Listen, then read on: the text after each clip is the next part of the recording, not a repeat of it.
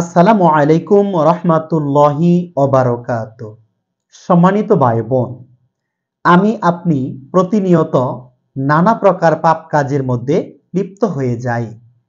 এর অনেকগুলো কারণ থাকতে পারে। এর মধ্যে উল্লেখযোগ্য দুটি কারণ। এক নম্বর কারণ হলো যে মহান আল্লাহ তাআলা সবকিছু দেখেন, এটা আমরা মনে প্রাণে বিশ্বাস করি না। আপনি বলতে পারেন, আমি অবশ্যই মহান রবকে বিশ্বাস করি, মহান রব সবকিছু দেখেন, সবকিছু শুনেন, এটাও আমি বিশ্বাস করি।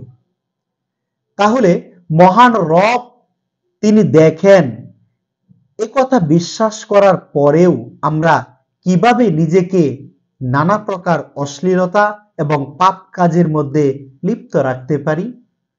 মহান আল্লাহ তাআলা সবকিছু শুনেন, এ কথা জানার পরেও আমরা কিভাবে অশ্লীলতার সাথে গীবত করে আমরা নিজেদের আমলকে ধ্বংস করতে পারি?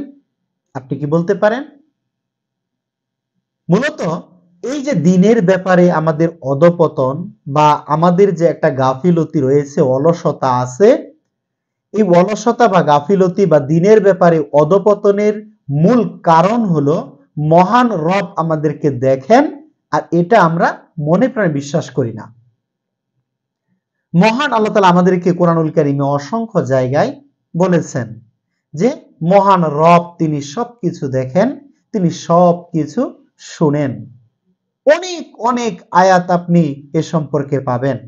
গুরুত্বপূর্ণ একটি আয়াত কোরআনুল কারীমে সূরা আলাকের 14 নম্বর আয়াতের মধ্যে মহান আল্লাহ তাআলা বলেন, আলাম ইয়ালাম, সে কি জানে না? সে কি জানে না? মহান আল্লাহ তাআলা আমাদেরকে এখানে প্রশ্ন করেছেন, বিআন্নাল্লাহা, নিশ্চয়ই আল্লাহ, ইয়ারা, তিনি দেখেন। নিশ্চয়ই মহান আল্লাহ তাআলা দেখেন, এটা কি সে জানে না? অবশ্যই আমরা জানি। এরপরেও আমরা কিভাবে তাহলে পাপ কাজের মধ্যে নিজেকে লিপ্ত রাখতে পারি?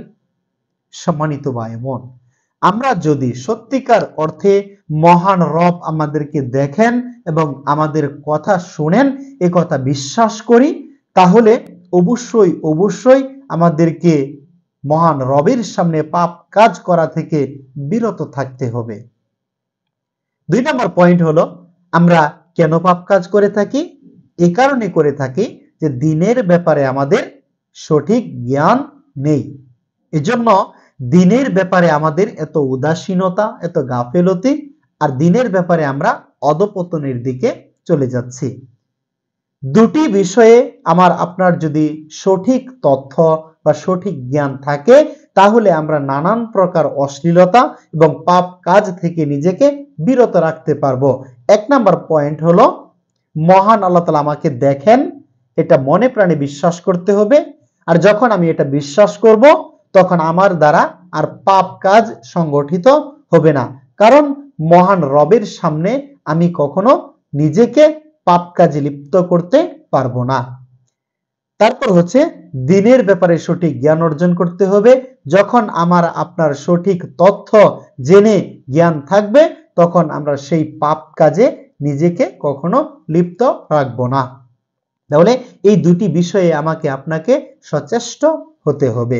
আল্লাহ তাআলা আমাদেরকে সঠিকভাবে বোঝার এবং আমল করার তৌফিক দান করুন। আমিন ইয়া রাব্বাল আলামিন।